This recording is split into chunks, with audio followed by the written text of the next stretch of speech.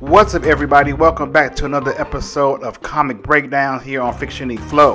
I'm your host, Joseph, and today we are looking at Blood Hunt issue number 4 of 5. We're looking at this Marvel takeover where Blade has sent a horde of vampires and he's blotted out the sun. And now we're going to get to the part where there's a big reveal on the mastermind, the actual mastermind behind this whole takeover. Let's get into it. So the story jumps off with this quote from someone who's saying how things have definitely gone bad. Like the Avengers are broken, the Sorcerer Supreme is a ghost, and it seems like this ancient Atlantean temple is now hovering above Central Park in New York City. So what else can go wrong? And that's when we get this big reveal.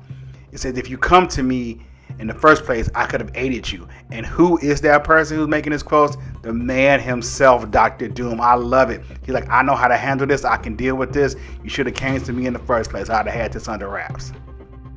We next jump to Blade and his blood coven along with Black Panther, talking about how this temple has been erected and like you should have seen it in its heyday. And that's when Black Panther's like, wait a minute, you aren't Blade, are you? And he's like, no, I'm something far much worse. He's like, you should have seen everything and you will see everything very shortly. So Blade proceeds to tell Black Panther this has always been the plan. And he goes on and saying thousands and thousands of years ago when this crime was first started, it will now come into completion. And that's where we get this big reveal that Black Panther's like, what are you? And then we see, I am the first Black Panther, the first vampire. My nomad spirit clothed in my faded vessel, the daywalker skin. I am Varney. Once again, a big shock. I had no idea who this was. I had to search it up. But obviously, Varney is the original vampire. So I thought Dracula was the original vampire. But no, it is actually this person, Varney. And we're going to get a little bit into it now as Doom breaks down his explanation. So Doom reveals this to Clea and Strange as well. And he was like, of course it is. He was like, some years ago, when his minion Marie Laveau prepared Blade as the host for the spirit of Varney. However, it didn't take, but he tried a second time and then this attempt was successful. And he was like, Dr. Strange is saying, but your borders are protected. He was like, of course they are, because I took precautions with my people years ago. Now, what can I help you with? So once again, Doom is boasting his hubris like, I got this, you need me. So of course it's going to cost at a very high price. Strange tells Doom that we got to do something about the skies. This dark force, that's the biggest problem. And Doom's like, of course it is. I've taken precautions of that as well. Like if you'd have been paying attention, you could have done this all along, yourself. And so Clea's like, well, what do we need to do to put this plan into motion? And Doom says, we need a great assembly of mages as well as some magical creatures brought together to help, reverse this whole plot. He said, also, I'm going to need something else. But before Doom can say what that other thing is, he lets Clea and Strange know, like, look, I already got your little students from your Strange Academy as well as the Darkhold and Living Form now. I got everything I need. And so we're like, well, okay, how did you do this? And then Strange was like, well, what else do you mean? What else do you need? And Doom like, well, haven't you figured it out by now? He was like, in order to enact this spell, I must be the Sorcerer Supreme. And Doom throws down his trump card like nobody else. He's like, look, in order for this to work, you got to make me the Sorcerer Supreme in order for this spell to kind of come to fruition. And that's why I love Doom. He just doesn't back down. He does his own thing and nobody can stop him. We now jump to Huntress, Moon, and Tigra on their covert mission in Asgard to help free a imprisoned Konshu. So he's been there for quite some time now.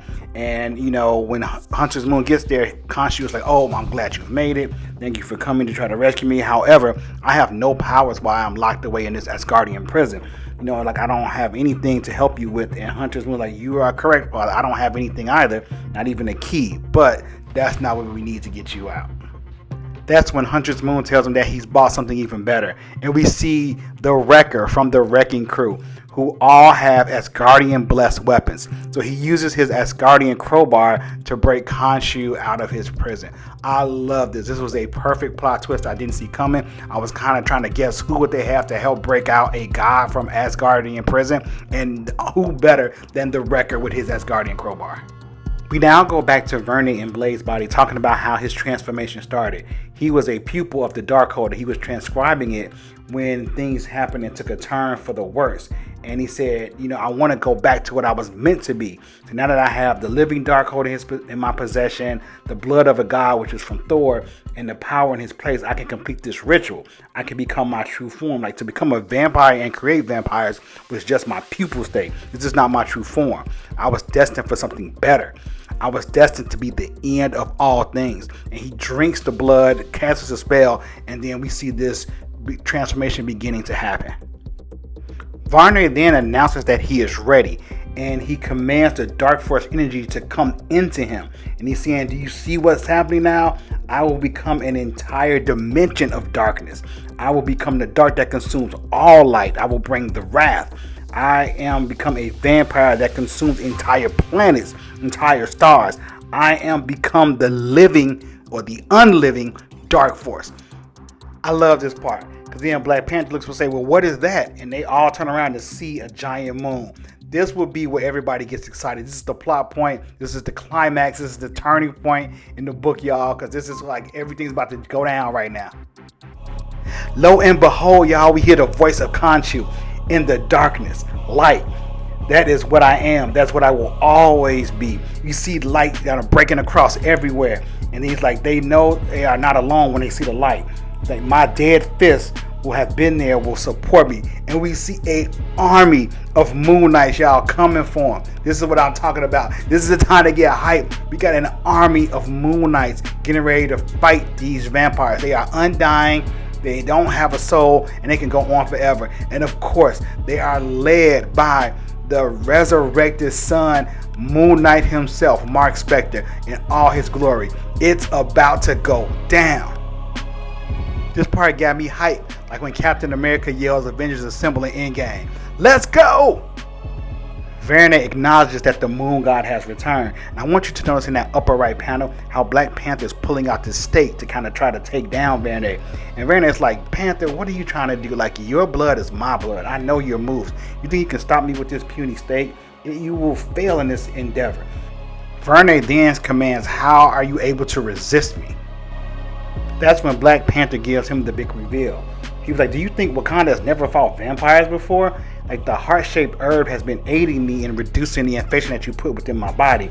He's like, no matter, it's too late. You think you could kill me with that little blade? He's like, not really. And you notice, you see this spark on the ground, right? This spark of electricity. He's like, I was just removing it. I'm like, what? So Black Panther says, I was just removing it, basically so Thor can join us in this battle and help aid us. And then Tony's like, we're not done, because now we all together. It's time for some avenging. And Varney's like, come on in. You think you can beat me? You're not. You stand no chance. So it's the Avengers versus Varney and the Blood Coven. That's where we at, y'all. That's where we close out with this issue of Blood Hunt number 4. We got just one issue left, people. So I'm excited. I hope you all excited to find out to see how this outcome turns out. I'm kind of curious. Will Bloodline end up taking her dad out? Will she get help? Will Dracula try to, be good for real? Or is he going to do something that's going to try to put the power into himself so he's in charge? All right. But before I go, I have to give you the red band version of Blood Hunt number 4. So let's check out some of the differences. All right. There we have it. We have the variant cover for Blood Hunt number 4, the bite version, and then we have the red band version. So the beginning is still the same. I'm not going to go through every single page, but this time I'm going to give you more of the specific detailed pages that are completely different. So the first one that's different is when Blade finally reveals that he is Varney and what really happened to him. And Black Panther, I don't understand what happened. And then Varney goes into a complete change of explaining what really went on.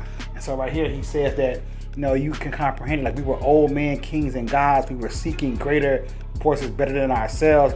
And we spent our lives being political enemies and outcasts. And that only what we could do was now create. So he used all of this stuff and became like this blasphemous person and started creating this species of vampire. And to become vampire, to create that concept, that was just the first step. Like, Atlantis sank because of us. I was slain and only existed as a ghost, but I found a host that was part man and part vampire. The next big difference we see is a all-out brawl between the Moon Knight and the Vampire Horde. So Konshu is sitting there, talking about how his unliving sons will punish the children of my ancient enemy, and that he is now free. And we see all the destruction that the Moon Knights are doing. They are armed with silver weapons, as well as an undying soul. So they can go on eternally, with the exception of Moon Knight himself.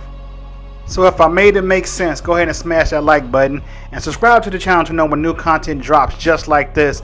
And I will catch you next time for issue number 5, the concluding saga of Marvel's Blood Hunt. Peace.